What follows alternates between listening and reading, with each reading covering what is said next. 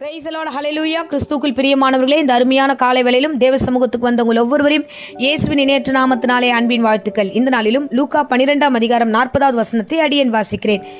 நீங்கள் நினையாத நாழிகையிலே மனுஷகுமாரன் வருவார், ஆதலால் நீங்களும் ஆயத்தமாயிருங்கள். ஆமென், ஹல்லேலூயா.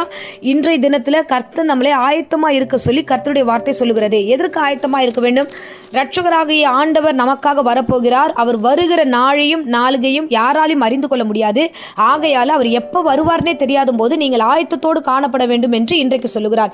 இன்னைக்கு உலகம் ரொம்ப ஃபாஸ்டா ஓடிக்கிட்டு இருக்கு. எது பின்னாடியோ ஓடிக்கிட்டு இருக்கு. உலகம் நிறைய பாவத்துல ஓடிக்கிட்டு இருக்கு. வேலை நிறைய பேர் வேலைக்கு ஓடிக்கிட்டு இருக்காங்க. ஸோ வீடு கட்டணும் நிறைய பேர் அப்படி ஓடிக்கிட்டு இருக்காங்க. இந்த உலக பிரகாரமா என்னெல்லாம் செய்யணுமோன்னு முயற்சி பண்ணி எப்படியாவது இந்த உலகத்தின் காரியத்தில் ஜெயிச்சிடணும்னு சொல்லிட்டு நிறைய பேர் படிப்புன்னு ஓடிக்கிட்டு இருக்காங்க. நிறைய பேர் எதையாவது இந்த உலகத்துல சாதிக்கணும்னு ஓடிக்கிட்டு இருக்காங்க. இந்த ஃபாஸ்டான உலகத்துல கிறிஸ்துவை நினைக்க ஆள் யாருமே இல்லை. நாமளும் கிறிஸ்துக்குள்ள இருந்துகிட்டே இருக்கிறோம். ஆனா இந்த உலகத்து பின்னாடியே ஓட வேண்டிய ஒரு சூழ்நிலையில நாம இப்படி ஓடுறதுனால நாம திரும்பி கர்த்தர் வருவதற்கு ஆயத்தமாக வேண்டும் என்று எண்ணமே இல்லாம போயிடுச்சு. இரட்சகராக இயேசு கிறிஸ்து ஒரு நாள் வரப்போகிறார் என்று இந்த பிரசங்கத்தை கேட்கிற எல்லோருக்குமே தெரியும். ஆனாலும் நாம அதை முதன்மையா வைக்காம பல காரியங்களை குறித்து நம்ம ஆயத்தமாகிறோம். மற்ற காரியங்களை ஆயத்தமாகிறோம். பாருங்க, இயேசு கிறிஸ்து வீட்டுக்கு வந்த போது மார்த்தாலும் மரியாளும் வீட்டில் இருக்காங்க. மார்த்தாலோ பல வேலைகளை குறித்து கவலைப்பட்டு கலங்குகிறாய். தேவையானது இயேசு பாதத்தில் உட்காரணுன்றதே மறந்தாச்சு. சோ இன்றைக்கு ஆண்டவராகிய கிறிஸ்து என்ன சொல்லுகிறாருன்னா, மார்த்தாலை போலதான் இன்னைக்கு நிறைய பேர் கிறிஸ்துக்குள்ள இருக்கிறோம். ஆனா கவலை, நிறைய விஷயத்தை போய் அச்சீவ் பண்ணணும், நிறைய காரியத்தை செய்யணும், வேலை நிறைய இருக்கு, அது நிறைய இருக்குது, பல காரியங்களை சுற்றி நம்ம வந்து கொண்டிருக்கிறோம். இன்னைக்கு ஆண்டவர் என்ன தெரியுமா சொல்றாரு? அம்மா, நீங்கள் நினையாத நாழிகையில நான் வருவேன் என்று இன்றைக்கு ஒரு எச்சரிப்பாய் கர்த்தர் சொல்லுகிறார். அதனால நீ ஆயத்தமாயிரு. நீங்களும் ஆயத்தமா இருங்கன்னா, நீங்களும் அப்படின்ற வார்த்தையில ரொம்ப கவனமா இருக்கணும். நீங்க நிறைய வேலைகள் செய்றீங்க, அது பெரிய விஷயம் இல்லை. நீங்களும் பரலோகம் வரணும், அதை மறந்துடாதீங்க. இந்த பிரசங்கத்தை கேட்கிறவங்களே, நான் இந்த ஊழியம் செய்றேன், அந்த ஊழியம் செய்றேன், நான் இதை பண்றேன், அதை பண்றேன், காணிக்க கொடுக்குறேன், நான் நிறைய காரியங்களை செய்கிறேன், நான் நல்லா ஓடிக்கிட்டே இருக்கிறேன். இல்ல, இதெல்லாம் முக்கியம் கிடையாது.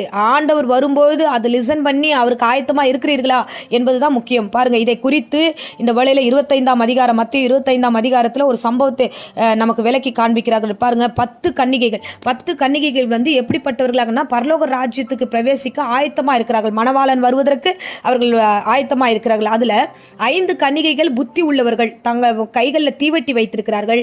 அவங்க எண்ணெயும் கூட எடுத்துட்டு வராங்க. புத்தி இல்லாத கன்னிகைகள் என்ன பண்றாங்கன்னா, தீவெட்டிகளோடு மாத்திரம் வருகிறார்கள், கையில எண்ணெயே இல்லை. இப்படி இந்த 10 பேரும் ஒரே இடத்துல இருக்கிறாங்க. ஒரே ரட்சகரை நோக்கி காத்திருக்கிறாங்க. மணவாளன் வருவார், பரலோகம் நம்ம போயிடுவோம் அப்படின்ற நம்பிக்கையோடு கூட அவங்க காத்துக்கிட்டு இருக்காங்க. மணவாளன் வர தாமதித்த போது, கொஞ்சம் தாமதமாயிடுச்சு. தாமதம் ஆன பொழுது வசனம் சொல்லுகிறது, மத்திய 25ஆம் அதிகாரம் 5வது வசனத்துல, மணவாளன் வர தாமதித்த பொழுது அவர்கள் எல்லோரும் நித்திரை மயக்கம் அடைந்து தூங்கி விட்டார்கள். ஸோ தூங்கியாச்சு. 10 பேரும் கர்த்தர் வரப்போறான்னு தெரியும், எல்லாத்தையும் கையில வச்சுக்கிட்டு இருக்காங்க, ஆனா தூங்கிட்டாங்க. ஆண்டவர் வருகிற சத்தம் கேட்கிறது, எக்கால சத்தம் கேட்கிறது. தேவன் நடுராத்திரில வருகிறார், மணவாளன் வருகிறார், எதிர்கொண்டு வாங்கன்னு கூப்பிடும்போது 10 பேரை எழுந்துக்கிறாங்க. எழுந்த பொழுது புத்தி உள்ளவர்களுடைய கைகளில் என்ன இருந்ததுன்னா, தீவட்டியும் எண்ணெயும் இருந்தது. ஏதோ மணவாளன் வருகிறான்ட்டு மறுபடியும் அவங்க எண்ணெயை ஊற்றிட்டு அவங்க பிரகாசமான வெளிச்சத்தோடு காத்திருக்கிறார்கள். ஆனால் புத்தி இல்லாதவர்கள் தீவெட்டி அணைஞ்சு போச்சு. ஓடி கேட்குறாங்க, எங்களுக்கு கொஞ்சம் எண்ணெய் கொடுங்களேன் அப்படின்னா, இல்லை, மணவாளன் வர்றதுக்குள்ளே எங்களுக்கு பத்தலைன்னா என்ன பண்ணுறது, நீங்கள் போய் பக்கத்து கடையில் எங்கன்னா போய் எண்ணெயை வாங்கிட்டு வாங்க அப்படின்னு சொல்லி அவங்களை அனுப்பிடுறாங்க. இவங்க எண்ணெய் வாங்க புத்தி இல்லாதவர்கள் போகிற வேலையில புத்தி உள்ளவர்களை ஆண்டவராகிய கிறிஸ்து சந்திக்கிறார். எண்ணெயோடு அபிஷேகத்தோடு காத்திருந்தவர்கள் அவரோடு எடுத்துக்கொள்ளப்படுகிறார்கள். அல்லேலூயா. அடுத்தது என்ன நடக்குதுன்னா, எண்ணெய் வாங்க போனவங்க திரும்பி ரிட்டர்ன் வரும்போது மணவாளன் போய்விட்டார். அல்லேலூயா. கல்யாண வீட்டிலே பிரவேசிக்க முடியாதபடிக்கு கதவுகள் அடைக்கப்பட்டது. அல்லேலூயா. இந்த நிலைமை நமக்கு வரக்கூடாது. அந்த 10 பேரும் ஒன்னாதான் இருந்தாங்க, ஒரே இடமா தான் இருந்தாங்க. காரியம் எல்லாம் ஒண்ணுதான். இயேசு வரப்போறார், நம்மளை கூட்டு போறார். மணவாளன் வரப்போறார், நம்மளை பரலோகத்துக்கு கூட்டு போறாரு. எல்லா கான்செப்டும் ஒண்ணுதான். ஆனா ஆயத்தம் உள்ளவர்கள் பரலோகம் போனார்கள், ஆயத்தம் இல்லாதவர்கள் கைவிடப்பட்டார்கள். இவங்க அதுக்கப்புறம் பின்னாடி 11வது வசனத்துல வாசிக்கிறோம், எல்லாம் பேசுறாங்க, ஆண்டவரே, அப்பா, ஆண்டவரே, கதவு திறங்கன்னா கர்த்தர் சொல்லுகிறார், நீங்க யாருன்னே எனக்கு தெரியாது, நீங்க போங்கன்னு சொல்லிட்டு அவர்களை அனுப்புகிறார்கள். அப்ப அவங்க சொல்றாங்க, ஆண்டவரே, உம் நாமத்தினாலே நாங்கள் ஊழியம் செய்தோமே, உம் நாமத்தினால் நிறைய காரியம் செய்தோமே அப்படின்னு சொல்லிட்டு அவர்கள் சொல்லுகிறார்கள். இருந்தாலும் கிறிஸ்து சொல்லுகிறார், உங்களை அறியேன் என்று அவர் அனுப்புகிறார். அல்லேலூயா. நீ அதை செய்றீங்களோ இல்லையோ, மணவாளன் வரும்பொழுது பரிசுத்தாவின் அபிஷேகத்தோட தேவ வல்லமையோட வார்த்தைகளோடு கூட நீங்கள் காத்திருக்க வேண்டும். தேவனுடைய வார்த்தைக்காக, தேவனுடைய காரியமாக அவரை நோக்கி பார்க்கிற பிள்ளைகளாய், புத்தி உள்ளவர்களாக, எந்த சூழ்நிலையிலும் ஆயத்தமாக்கப்பட்டவர்களாய் நாம் காணப்பட வேண்டும். ஆமென், அல்லேலூயா.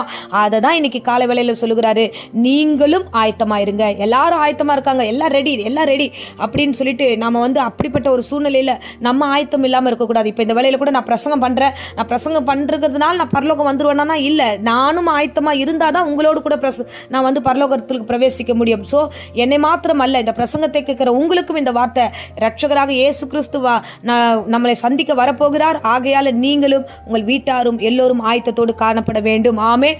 ஸோ உங்கள் கையில தீவெட்டி இருக்க வேண்டும். அதாவது பரிசுத்தாவின் அபிஷேகத்தோட தேவனுடைய வருகைக்கு காத்திருக்கிற பிள்ளைகளாக, தேவ வல்லமையாய் உங்களை ஒவ்வொருவரையும் தொட்டு உங்களை அழைத்து செல்லத்தக்கதாக எல்லாவற்றிலும் ஆயத்தம் உள்ள பிள்ளைகளாய் காணப்பட வேண்டும் என்று கர்த்தர் இன்றைக்கு பேசுகிறார். ஆமென். ஸோ நாம் எல்லோரும் சபையாய், நாம் எல்லோரும் ஒன்றாய் சேர்ந்து தேவ சமூகத்துக்கு முன்பதாக ஆயத்தத்தோடு காணப்படுவோம், அவருடைய வருகையில் எடுத்துக்கொள்ளப்படுவோம். ஆமென்.